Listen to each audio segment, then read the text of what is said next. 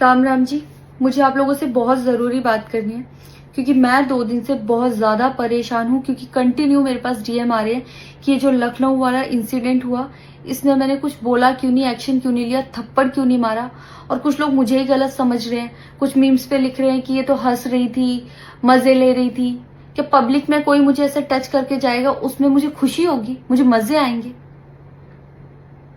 सारी बात ये थी कि जब इनका सॉन्ग के लिए मेरे पास कॉल आया तो मैंने सारी चीज़ें क्लियर कर ली थी कि इसमें ऐसा वैसा कॉस्ट्यूम तो नहीं है, कोई डबल मीनिंग लाइन तो नहीं है और इसमें ऐसा वैसा सीन तो नहीं है। और मैं शूट पर गई, शूट पे सब कुछ नॉर्मल था, मुझे कोई प्रॉब्लम नहीं हुई। जब इन्होंने मुझे लखनऊ के इवेंट के लिए बोला तो मैंने हाँ बोल दिया क्योंकि मुझे शूट पर भी कोई प्रॉब्लम नहीं हुई थी।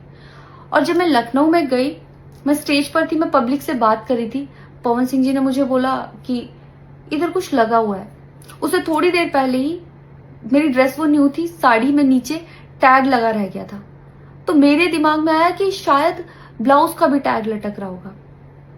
मैं हंसकर उस चीज को दबा रही थी कि अगर मेरा टैग लगा भी है तो वो चीज जिस टाइम मैं पब्लिक से माइक में बात कर रही हूँ उस टाइम ना बोल के साइड में भी बोली जा सकती है, इसलिए मैं उस चीज को उस टाइम पे दबा रही थी। मैंने हंस के टाला, अवॉइड किया और फिर दोबारा बात करने लगी।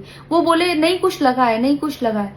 तो मैंने कहा नहीं लगा। वो बोले लगा हुआ है। तो मुझे लगा कि शायद ये तो मेरे को लग रहा था कि कुछ लगा है इसलिए ये बोल रहे हैं। और पर फिर भी मैंने हंस के वहां पे टाला, पब्लिक से अपनी बात कंप्लीट की। कंप्लीट करने के बाद जब मैं अपने टीम मेंबर से मैंने पूछा साइड में जाके कि कुछ लगा है, क्या लगा है, उन्होंने बोला कुछ भी नहीं लगा था। जब मैंने देखा मेरे सच में कुछ नहीं लगा था, तब मुझे बहुत ज्यादा बुरा लगा, गुस्सा आया और रोना भी आया। लेकिन मुझे ये नहीं समझ आया कि मैं अब क्या करूं यहाँ पर, क्योंकि जहां मैं गई थी लखनऊ में, पवन सिंह जी खुद भी वहीं के रहने वाले हैं, उसी जगह पर इवेंट था। जितना वो क्राउड था वो सारा उनका फैन बेस था। उनको भगवान बोल रहे थे और भक्त बोल बोल के उनके पैरों में गिर रहे थे। वो उनका फैन बेस था, क्राउड था।